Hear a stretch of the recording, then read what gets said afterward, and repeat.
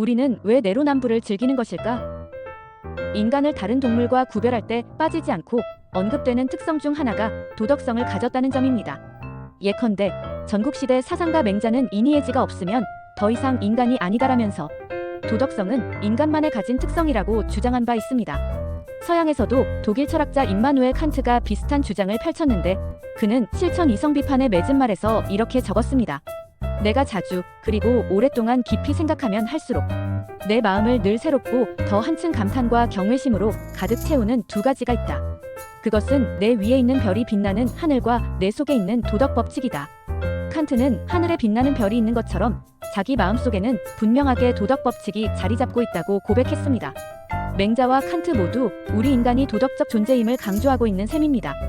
인간이 도덕성을 가졌다는 점은 부인하기 힘들겠지만 그것을 현실에서 실제로 발휘하고 있는지에 대해서는 의문이 들기도 합니다. 뉴스에서는 인면수심이라는 단어가 절로 떠오를 정도로 잔혹한 범죄가 소개되는 경우도 많거든요.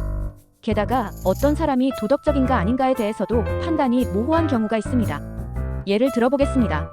다음의 글은 알카에다의 지도자였던 오사마 빈 라덴이 2002년 11월에 자신의 종교관이라면서 밝힌 내용입니다. 내가 믿는 종교는 정직함과 자비, 명예, 순수함, 경건함의 종교이다.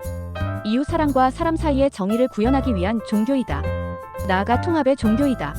피부색, 성, 언어와 관계없이 모든 인간에게 완전히 평등한 종교이다. 민간인을 상대로 엄청난 테러를 하도록 명령한 사람의 입에서 나온 말이라고 믿기 힘들 정도입니다. 하지만 그가 거짓말을 했다고 단정할 수는 없습니다. 그는 종교적 믿음도 강하고 박애주의자로서의 면모를 가지면서 동시에 잔혹한 살인자이기도 했습니다. 말하자면 그는 도덕적 이중성을 가진 인간입니다. 아니 어떻게 그렇게 뻔뻔할 수 있을까 하고 생각할지 모르겠지만 사실 인간은 누구나 도덕에 있어서 이중적인 잣대를 가지고 있는 것도 부인할 수 없는 사실입니다.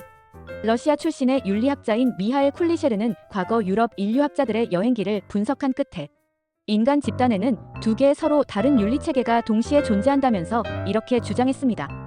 첫 번째 윤리체계는 공동체 구성원을 모두 포함하고 구성원 사이의 관계를 규정한다. 두 번째 윤리체계는 공동체 구성원이 타인을 대하는 행동 방식을 규정한다. 첫 번째 윤리체계는 온화함, 선함, 연대, 사랑, 평화를 명령하고 두 번째 윤리체계는 살인, 약탈, 증오, 적대감 등을 명령한다. 첫 번째는 집단 내부 구성원을 대하는 태도이고 두 번째는 외부인을 대하는 태도이다. 쿨리셰르에 따르면 인간은 내부 집단과 외부 집단을 대하는 윤리적 태도가 전혀 다른 경우가 많습니다. 내부 집단에게는 사랑과 연대를 강조하지만 외부 집단에게는 증오와 적대감을 보입니다. 말하자면 전체 인류를 동일한 기준으로 대하는 것이 아니라 자기가 속한 집단의 구성원에게는 관대하지만 경계선 바깥에 있는 사람에게는 가혹한 잣대를 들이대는 경우가 많습니다. 사람들은 왜 윤리적 태도에서 이중성을 보이는 것일까요? 가장 큰 이유를 꼽자면 인간의 본성이 그러하기 때문입니다. 진화생물학자이자 과학철학자인 프란츠 부케티츠는 도덕의 두 얼굴이라는 책에서 우리 인간이 도덕적 이중성을 갖는 이유를 다음과 같이 설명합니다. 인간은 본성상 선한 존재도 아니고 악한 존재도 아니다. 자신의 생물학적 명령이 요구하고 있는 바에 따르는 존재일 뿐이다. 모든 생명체가 그러하듯 인간도 생존의 문제를 우선적으로 해결해야 하는 존재입니다. 살아남기 위해 의식주를 해결해야 하고 때로는 타인과의 경쟁을 통해 그것을 획득해야 합니다. 이렇듯 인간은 무엇보다도 생물학적 요구에 따라 행동하는 존재입니다. 하지만 한편으로는 사회적 존재인 인간에게는 공동체가 정한 사회적, 도덕적 기준이 항상 따라다닙니다. 한쪽에서는 의식주 등 생물학적 요구를 해결해야 하고 다른 한쪽에서는 사회적 규범을 따라야 하기 때문에 도덕적으로 일관성을 보이지 못하는 것입니다. 내로남불, 내가 하면 로맨스, 남이 하면 불륜이라는 말도 이 때문에 생겨난 것입니다. 부케티츠는 타인의 도덕적 이기심을 문제 삼아 지적하는 것은 사태 해결에 별 도움이 되지 않는다면서 이렇게 주장합니다.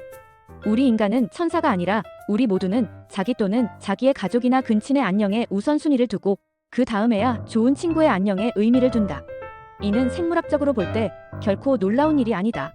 이 때문에 전혀 불편해할 필요도 없다. 도덕주의자들의 치켜든 손가락이 인간의 이기심을 지적하지만 인간 행동에는 아무런 변화를 가져오지 못한다. 부케티츠에 따르면 사람은 누구나 도덕적 이중성을 가진 존재이기 때문에 누군가를 이기적인 사람이라고 매도해봐야 그 사람의 행동을 변화시키기 어렵습니다. 예컨대 누군가를 향해 자기 밥그릇이나 챙기려 든다. 이기적이다라고 비난해봐야 현실적 변화를 얻기는 어렵습니다.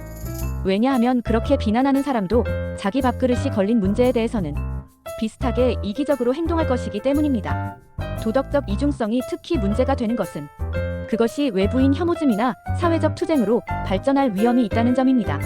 기센 대학의 사회학 교수인 에카르트 볼란트는 인간의 본성에서 다음과 같이 주장했습니다. 도덕적 이중성은 진화의 실수도 유전자의 오류도 아니다. 오히려 단순한 상관관계에서 나오는 필연적인 결과이다. 도덕은 반드시 이중성을 띠고 나타난다. 도덕이야말로 다른 이해관계를 가진 사람들과 벌이는 사회적 충돌에서 가장 유용한 승리 전략이기 때문이다. 내부의 윤리적 결속력이 강할수록 집단의 융화력도 강해지고 외부를 향한 투쟁 능력도 향상된다. 볼란트에 따르면 인간은 필연적으로 도덕적 이중성을 가지는데 이것이 투쟁의 도구로 활용될 위험이 있습니다. 도덕이라는 이름으로 누군가를 적으로 규정한 뒤 자신들이 주장하는 도덕적 기준을 선이나 정의라고 제시하면 그것에 따라 사람들이 강력한 투쟁심을 갖게 됩니다.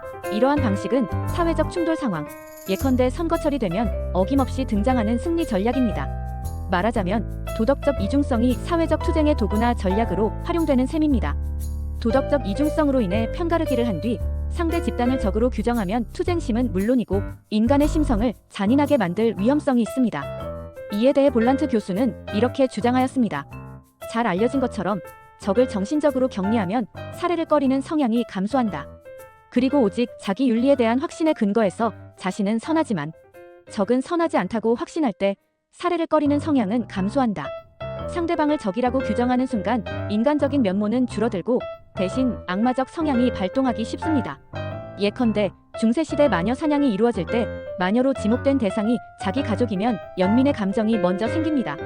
하지만 그 대상을 적으로 생각하는 사람은 불에 태워 죽여도 문제가 없다고 생각합니다. 이처럼 도덕적 이중성은 사회적 투쟁을 촉발하고 인간의 야만성을 깨우는 기제로 작용하기도 합니다. 이렇듯 인간은 기본적으로 도덕적 이중성을 가진 존재입니다. 하지만 그렇다고 도덕적 이중성을 당연한 것으로 받아들여서는 곤란합니다.